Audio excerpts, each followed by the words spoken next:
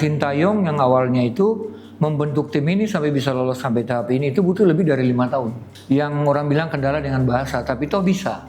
Kamu mau ngomong pelatih ini begini, kamu mau ngomong pelatih ini begini. Kamu ngalamin nggak jadi pelatih? Kan nggak. Kan kamu cuma bacot.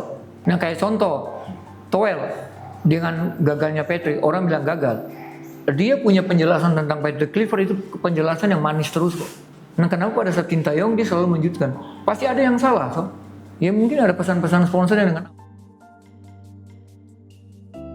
banyak hal sih, maksudnya dari salah satu yang paling penting itu kesabaran. Artinya dari manajemen atau dari pengurus bisa lebih sabar pada saat membuat satu program jangka panjang. Lebih sabar dengan keputusan dengan pada saat pelatih yang sudah dipilih untuk menunggu hasil. Tidak ada yang instan. Artinya kesabaran itu butuh proses. Nah proses itu yang kita belum bisa lewatin.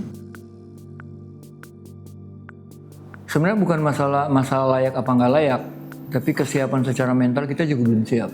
Artinya mental itu dari kepengurusan juga belum siap untuk bagaimana kita sudah misalkan kita lolos. Saya pikir atmosfer di pengurusan juga akan susah untuk ngatasin kita lolosnya itu.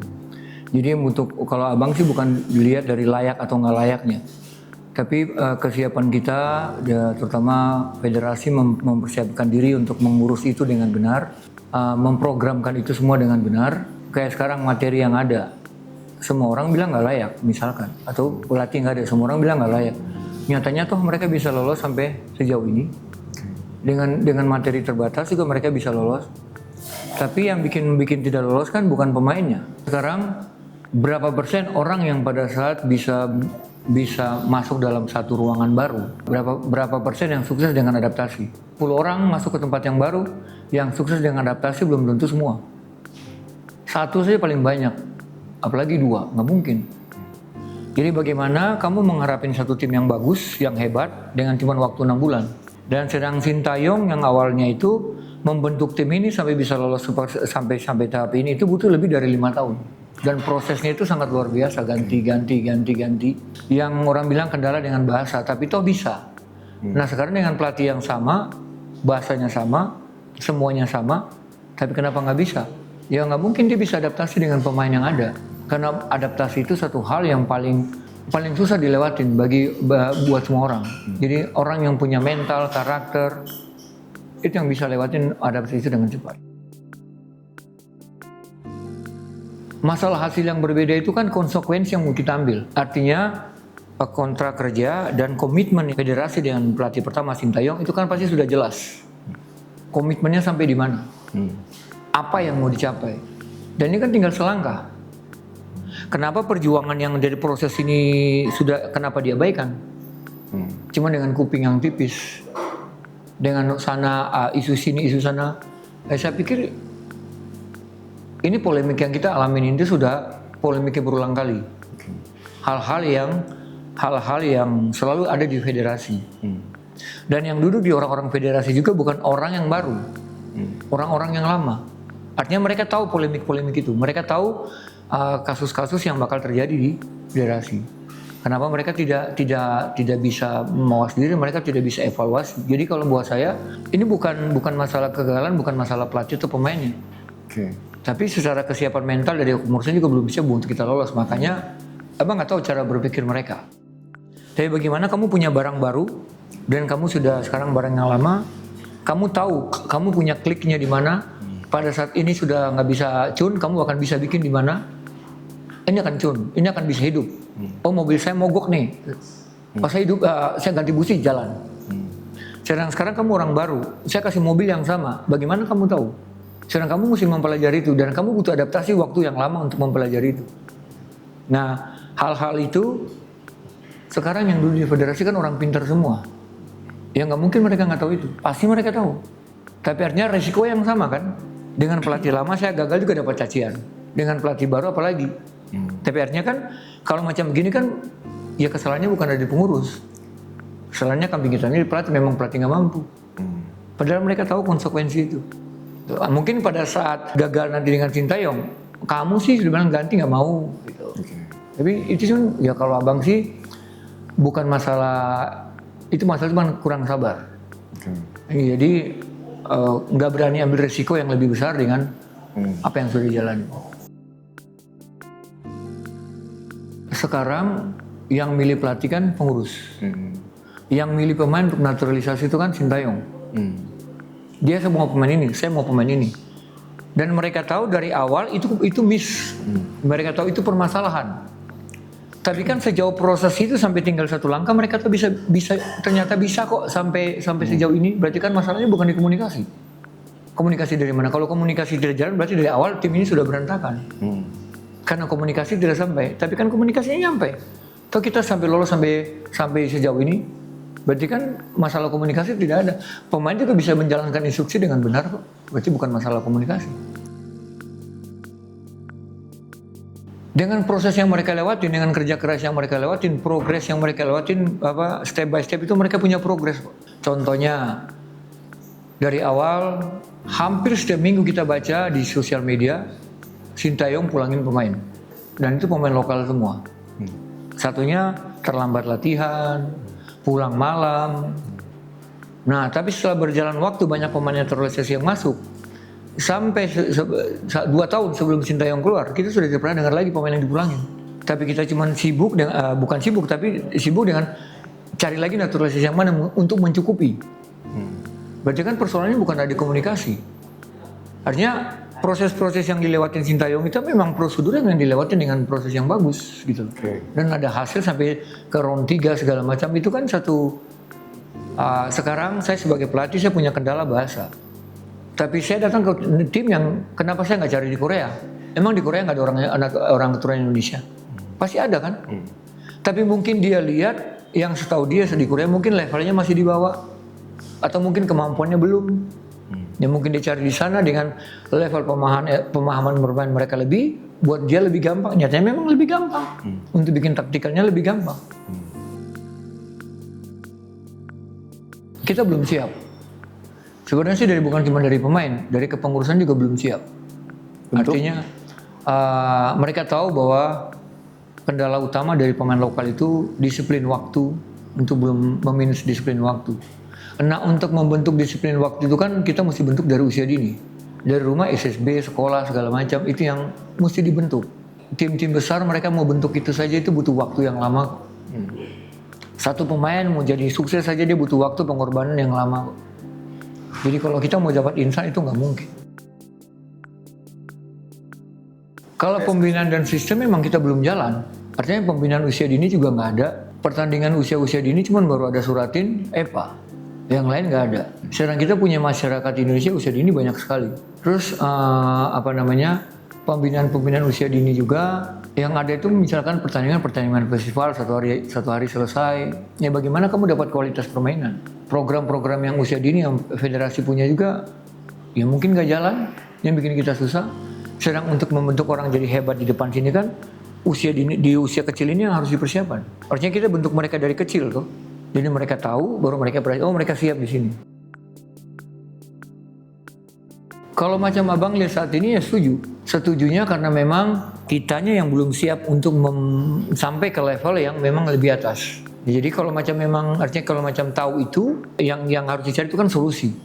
Nah, solusi yang harus dicari federasi itu bagaimana 10 tahun ke depan bukan naturalisasi yang kita cari, tapi generasi muda kita yang kayak sekarang umur taruh 12 tahun. Bagaimana 10 tahun ke depan dari anak-anak 12 tahun yang ada di seluruh Indonesia 50-70% bisa ada di timnas. Bagaimana caranya? Ya udah jalanin programnya ataupun kalender PSSI yang mana yang harus dibikin, edukasi apa yang harus dikasih ke daerah-daerah, itu kan yang harus cari solusi.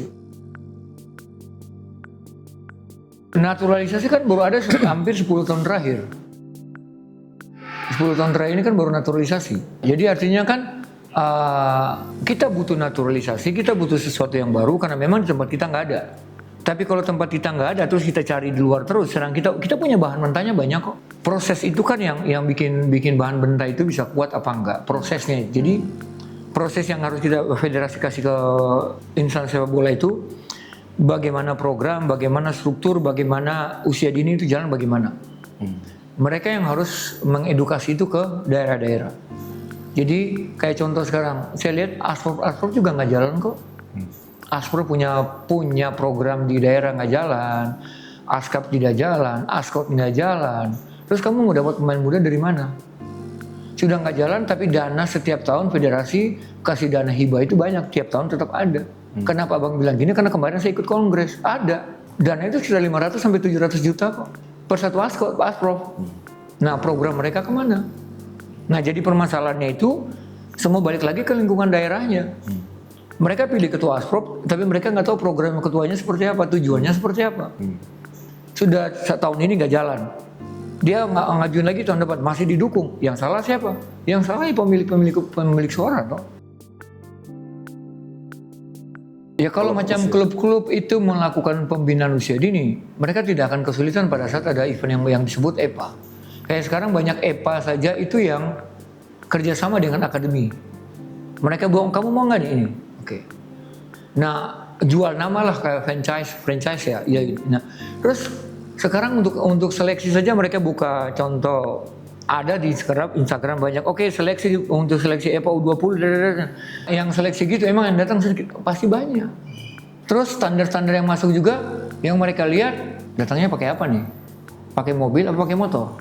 Anaknya bagus, lolos, orang tua dideketin. Nggak lolos, orang tua dideketin.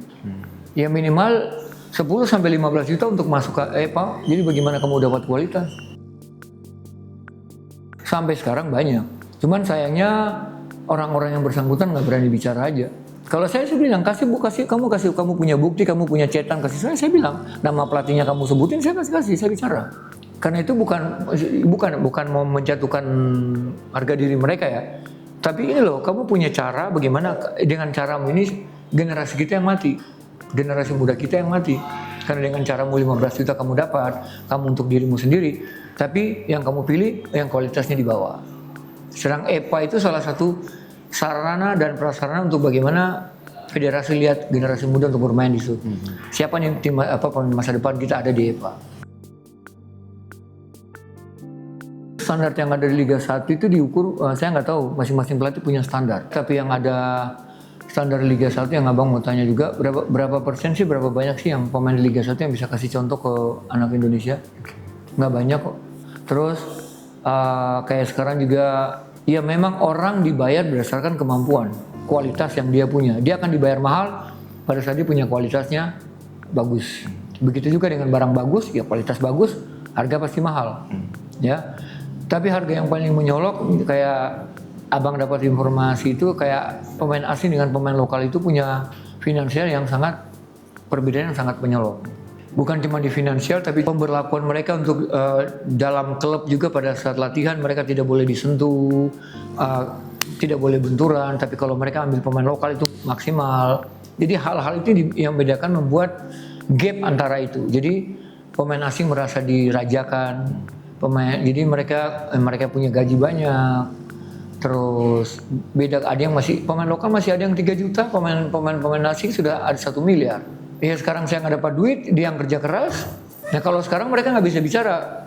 Artinya kalau pemain lokal zaman abang dulu nggak ada pemain asing, liga masih bisa jalan. Kenapa? Karena mereka cuma 3.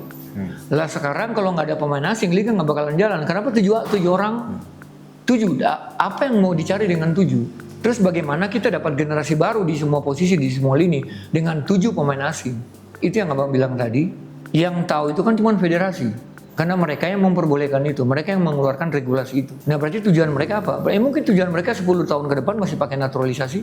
Jadi pemain lokal ditutup. Sekarang dengan 3 pemain asing saja, posisi sentral itu center back, gelandang, striker itu selalu dipakai. Kita sudah kekurangan di posisi-posisi sentral. Sekarang 7. Mau apa yang kamu dapat dari 4 pemain lokal? Posisi apa yang mau kamu cari di pemain lokal? Nah bagaimana bisa dapat pemain kualitas di timnas untuk dengan cuma 4 orang? Ya sekarang yang bikin federasi kok. Maksudnya mereka yang keluarin regulasi itu. Mereka tahu untung ruginya, mereka tahu baik buruknya, mereka tahu konsekuensinya. Jadi kalau sekarang semua masyarakat didesain komplain tentang bagaimana tidak ada pemain lokal, ya memang federasi yang buat.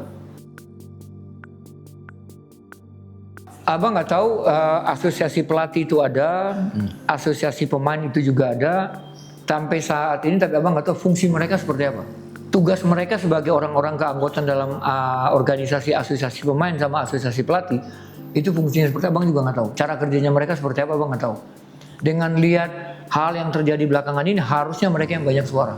Harusnya mereka yang mengambil satu aksi untuk bagaimana berdiskusi. Kamu dalam organisasi yang memang melindungi hak-hak pemain dan pelatih. Saya nggak tahu sekarang 5 tahun, 6 tahun ke belakang banyak kok pelatih asing yang juga nggak punya lisensi yang bisa pakai. Sekarang kita kita harus punya APRO untuk megang Liga 1. Apa mereka juga semua pelatih asing punya APRO? APRO-nya mereka kadang-kadang mereka misalkan dari Brasil. Mereka cuma punya lisensi biasa saja kok mereka bisa aja pegang tim Liga apa. Tapi kita harus APRO. Nah sekarang standar mereka di sana misalkan mereka punya lisensi B. Masa sama-sama kita punya APRO-nya? Kan enggak. Apa cuma karena mereka negara sepak bola Brasil atau negara Eropa? Kan enggak. Nah, coba aja dicek satu-satu apa semua pelatih asing punya lisensi APRO? Kan enggak. Semua itu kan pasti ada kesempatan untuk perbaiki. Tapi tergantung ya kepala.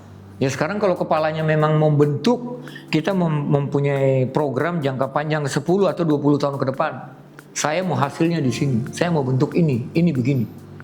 Nah itu kan yang mereka harus push untuk program itu bisa jalan. Nah pada saat itu bisa jalan, mereka harus sabar. Dan artinya sabar itu berarti mereka akan tahu pasang surutnya dari pro dan kontra yang program itu jalan. Tapi mereka sudah tahu endingnya akan sampai di sini. Kalau kita sabar, mereka tahu program itu. Kenapa mereka bikin program itu? Karena mereka berdiskusi. Mereka duduk membahas untuk bikin kayak naturalisasi ini. Yang nggak mungkin itu keputusan satu orang, toh. Dan konsekuensi mereka ambil itu kan juga mereka tahu untung ruginya. Nah, tinggal bagaimana mereka sabar gak untuk sabar. Bagaimana penyampaian mereka ke netizen, toh, untuk bisa bikin pencinta sepak bola ini percaya dan sabar. Itu aja kok. Ya kalau memang dia nggak harus diganti, kenapa harus ganti? Kenapa kalau memang dia harus diganti, kenapa nggak diganti? Sekarang yang mereka lihat gagal dari mana? Kamu melihat orang sukses dari mana? Kan orang punya target masing-masing. Nah itu yang abang bilang. Kontrak kerja federasi dengan Peter Clifford mungkin bukan ini. Mereka cuma batu loncatan, tapi ya itu yang abang bilang. Ya Peter Clifford kalah pinter. Federasi sudah tahu bakal terjadi. Mereka sudah tahu untung ruginya kok. Artinya mereka sudah tahu polemik ini akan jadi. Saya gagal, saya akan hadapin ini. Saya menang, saya akan hadapin ini. Nah sekarang kalau macam kemarin dia menang, dia akan jadi pelatih hebat kok. Federasi ketinggalan. Nah sekarang dia gagal, ya federasi tetap jalan, ya dia jadi kambing hitam. Selesai. Nah itu yang saya bilang kan orang punya terbaik dari pandangan orang masing-masing. Orang lihat dia gagal di sini, mungkin tempat lain dia merasa sukses, dia kenapa? Nah sekarang kenapa federasi pilih? Karena kan dia punya CV, dia punya report itu kan ada, mereka lihat ya udah, kan federasi tahu mereka punya cara kerja ya udah. Ya negara kita kan negara bebas. Ya kamu punya pikiran silakan aja kamu punya pikiran. Kamu punya otak, kamu punya mulut, kamu bebas bicara. Tapi kan keputusan lagi ada sama federasi toh. Kenapa saya mesti dengar opini dari sana? Pada saat dalam tekanan kan bukan mereka yang terima. Federasi apa yang dapat tekanan toh? Dari ketua umum, dari stafnya dari atas sampai bawah kan yang dapat tekanan. Bukan pandit ke, bukan narasi ke, bukan mantan pemain ke. Ngapain pusing sama orang punya bicara? Kamu punya program, kamu punya solusi, kamu yang kasih pemahaman. Ya udah itu aja yang dibutuhkan oleh netizen. Kejelasan programnya seperti apa, kontrak kerja dengan pelatih baru seperti apa, jangkanya apa yang mesti ditebus, ya itu yang transparansi, itu yang kamu harus kasih tahu ke masyarakat. Masyarakat kan juga nonton. Kayak contoh saya sering dengar mereka komplain karena Sintayong tidak pernah bawa juara. Juara yang kamu cari itu juara mau apa? Juara apa? Contoh di WBFC sini ada owner yang nomor 2. Itu selalu bilang, sekarang kalau saya bawa WBFC juara dunia, mau apa lagi? Mau saya juara akhirat? Enggak. Tapi pada saat satu kali ya orang caci. Jadi memang itu konsekuensi, maksudnya resiko itu kan sudah ada. Kenapa mesti dipusingin? Kalah, menang, seri, ya pasti. Setiap program yang mau dibikin itu pasti kan ada ujungnya.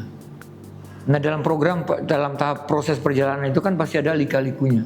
Artinya kan kita pikir hal-hal terburuk itu sudah pikirin.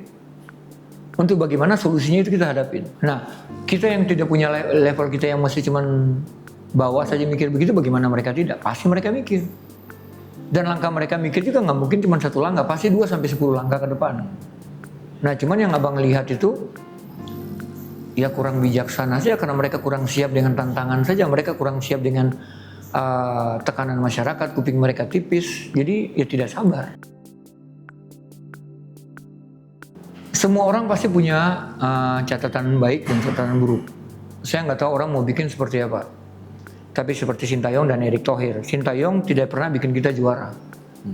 Tapi image pemain nasional, image timnas, mereka melihat ada sesuatu harapan ada di situ untuk bisa bikin Indonesia bangga. Ya, mereka lihat itu. Itu juga dengan Pak Erick. Bikin image semua timnas saat ini luar biasa. Produk lokal jersey timnas itu laku luar biasa. Yang dimana kita nggak pernah tahu itu. Nonton timnas sekarang itu stadion tidak pernah kosong. Maksudnya hal-hal positif itu brand image dari timnas kan naik. Ya sudah, tinggal bagaimana naikin yang mana lagi nih. Nah itu kan orang punya cara berpikir yang beda-beda. Dari sisi yang gelapnya Pak Erick, Pak Erick yang tahu sendiri kok cara kerjanya seperti apa. Artinya kayak sekarang yayasan timnas banyak kok membantu mantan pemain timnas dengan program-program yang dibikin. Itu salah satu hal yang dimana ketua umum sebelumnya tidak ada. Jadi memang banyak hal positif yang dibikin sama Pak Erick sama Sintayong banyak. Kenapa kita cuma mau lihat sisi negatifnya saja? Kenapa kita cuma mau lihat gagalnya saja? Kenapa kita tidak mau terima pada saat dia bikin baik itu tidak berani bicara? Abang nggak pernah cari tahu orang punya sisi negatif. Bukan karena memang naturalisasi positif. Kenapa? Naturalisasi positif. Lah, yang sedemikian masif. Hasilnya positif kok, kita bisa sampai round 3. Maksudnya ada hal positifnya ya. Memang sekarang naturalisasi yang dibikin Pak Erick itu juga kan itu cuman melanjutkan. Tapi melanjutkan sekarang itu kan yang lebih apa sih? Lebih bijaksana menurut abang. Artinya dia ngambil pemain-pemain yang sudah bermain di Indonesia, pemain-pemain yang masih muda, bukan pemain-pemain naturalisasi yang sudah tua. Artinya langkah itu langkah lebih pintar. Artinya pemain-pemain yang bisa bermain sampai 5-10 tahun ke depan untuk bela Indonesia. Jadi buat abang sih memang itu satu langkah yang positif. Kalau saya ngambil pemain lokal aja yang bodoh. Karena tidak mengambil itu bagi satu tantangan. Kalau saya pada saat saya masih bermain, saya nggak mau. Artinya kalau saya nggak mau berarti di klub saya harus ekstra kerja lebih 2-3 kali dari orang lain. Saya siapin diri saya lebih baik, latihan saya harus tambah, makanan, gizi, disiplin saya harus lebih. Karena saya punya tekad saya mau main di timnas. Tapi yang saya belum lihat atmosfer itu di pemain lokal. Jadi artinya kan contoh maksudnya Patrick Kluivert banyak pemain lokal yang bisa dipasang. Tapi nyatanya pada saat mereka dipasang, blundernya ada di mereka. Dan itu yang membuat mereka kelihatan memang belum siap. Padahal mereka siap, cuman karena mental mereka yang nggak siap atau mungkin memang ya udah bagaimana cara ngatas ini yang kesalahannya kamu bagaimana? Mungkin kamu mau naik level, saya kasih nih, Tuhan kasih nih kesalahan nih. Kamu bisa nggak? Misalkan kamu naik lagi level. Jadi kalau saya ini memang belum siap, karena kenapa kita mesti salahin orang naturalisasinya? Kenapa? Itu yang abang, maksudnya itu yang abang juga bikin dengan diri abang juga ajarin ke anak-anak. Kenapa kamu mesti lihat pelatihnya? Kenapa kamu selalu nyalain pelatih? Kenapa kamu bilang pelatih itu bawa pemain, pelatih itu nggak suka sama saya, pelatih itu nggak mau saya begini? Kenapa kamu tidak berdiri depan kaca di dalam kamar, kamu lihat, kamu sudah bikin apa? Sama seperti manajemen bilang, jangan pernah minta, jangan pernah nuntut sama negaramu. Kamu sudah kasih apa buat negaramu? Artinya sekarang pada saat kamu jadi pelatih pemain, kamu sudah kasih hal apa yang terbaik buat pelatihmu? Terus yang dia bikin, yang dia mau kamu sudah bikin apa belum? Kenapa kamu cuma, saya nggak dipasang karena saya begini-begini. Lah pada saat kamu disuruh bikin ini, kamu bikin nggak? Kamu suruh begini, kamu bikin nggak? Itu yang abang bikin. Maksudnya, abang punya, waktu abang masih minum, abang punya kaca tuh setinggi ini. Jadi setiap hari abang bicara kayak orang gila. Jadi makanya abang bilang, saya tidak pernah nyalain orang lain. Saya selalu introspeksi diri saya bagaimana, kenapa sih dia nggak mainin saya? Apa sih yang dia mau?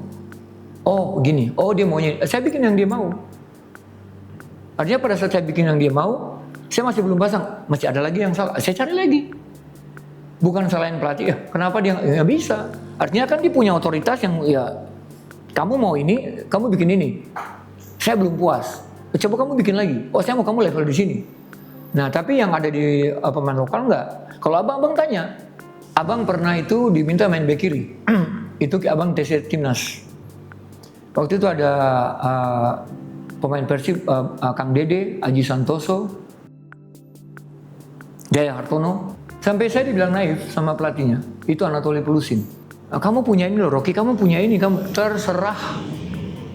Saya tidak mau main di situ, saya mau main di sini.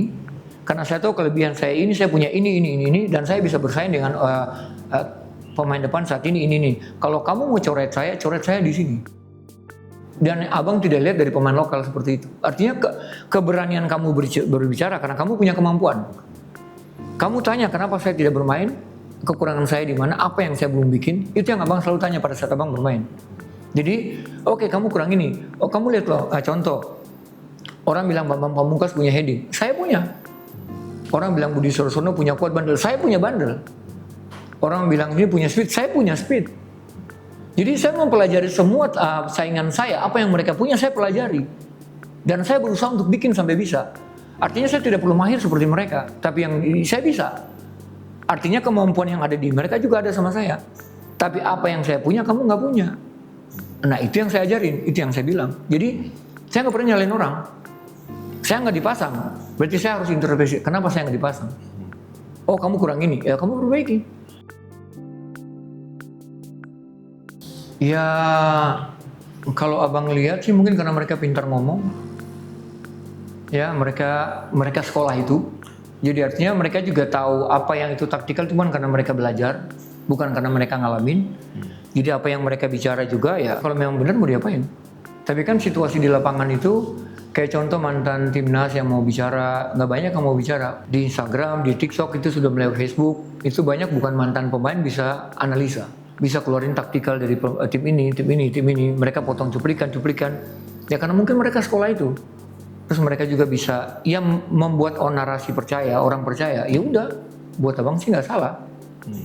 Karena memang itu membuat masyarakat bisa lebih pintar dari banyak sudut pandang. Tinggal keputusan kamu mau ngambil kan kamu yang putusin sendiri, bukan kamu harus ambil putusan dengan. Kamu tahu main bola? Tahu, sebatas tahu. Seberapa tahu kamu tahu main bola?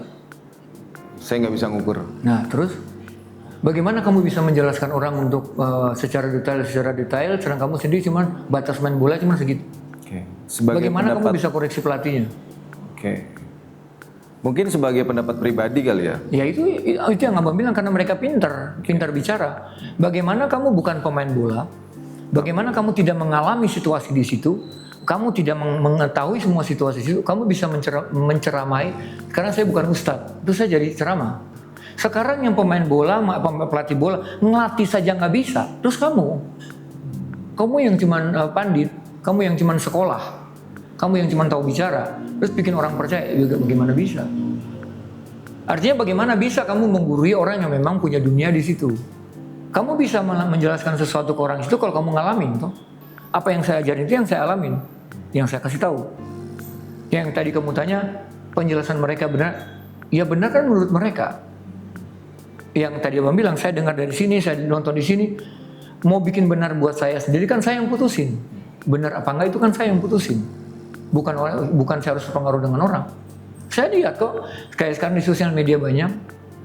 Kamu mau ngomong pelatih ini begini, kamu mau ngomong pelatih ini begini. Kamu ngalamin nggak jadi pelatih? Kan enggak. Kan kamu cuma bacot. Ya saya baca. Saya tahu. Tapi saya nggak perlu menjudge orang, ya udah. Saya juga nggak perlu bilang mereka punya opininya benar atau enggak. Saya juga nggak tanggapin. Gitu. Semua narasi yang ada di sosial media. Bagaimana bisa apa yang saya punya, opini yang saya punya ini orang bisa terima, meyakinkan orang bisa bahwa opini saya benar. Itu yang jadi orang mengambil kesempatan untuk bagaimana channelnya laku. Itu yang abang tangkap. Bukan satu opini yang bisa bikin mengedukasi masyarakat.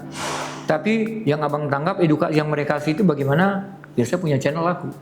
Yang memang masyarakat kita yang bodoh suka percaya dengan opini-opini yang memang ya udah menggiring mereka untuk itu. Oh kamu punya mata kok untuk lihat. Ini sukses apa enggak sih? Ini benar apa enggak sih? Nah, kamu punya kuping yang cuma dengar, abang sering tuh diteror sama akun-akun yang nggak jelas. Ini loh alamat saya di sini, kamu Sherlock, kamu di mana, saya samperin. Maksudnya daripada kamu berdebat yang nggak penting. Nah kayak contoh, Toel dengan gagalnya Patrick, orang bilang gagal. Dia punya penjelasan tentang Patrick Kluivert itu penjelasan yang manis terus kok. Tidak ada satupun yang menyudutkan.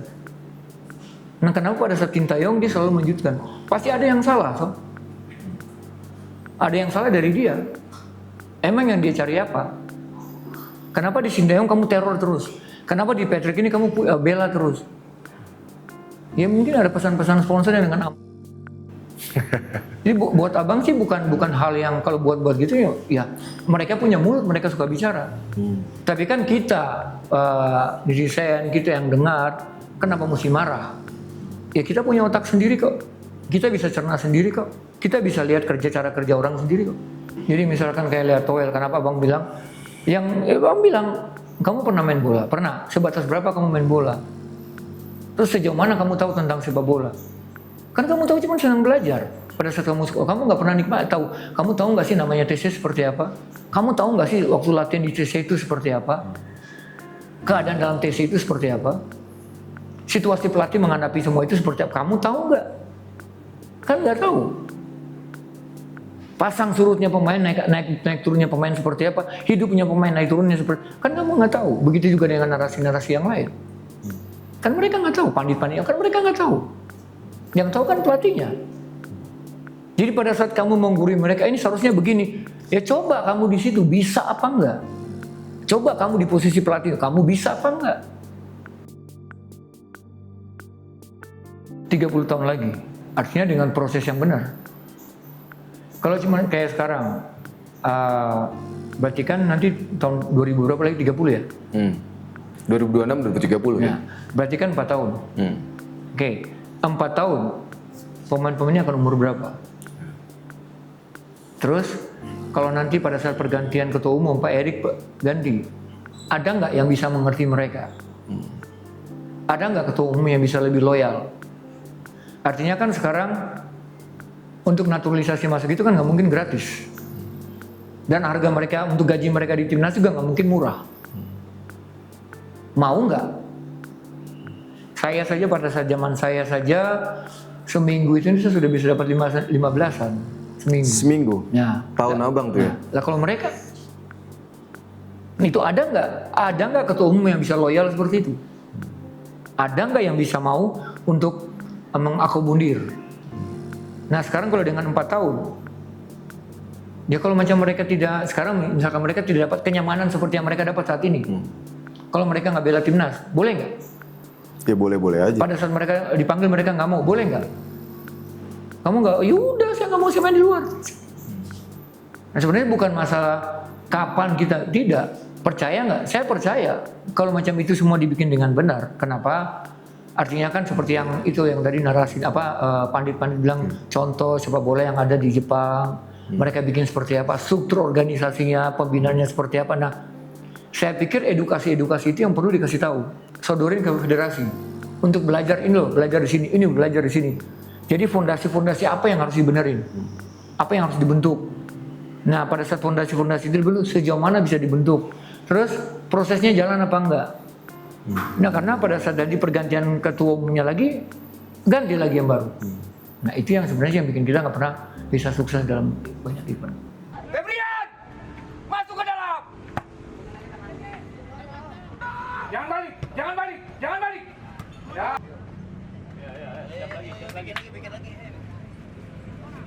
Bom Bang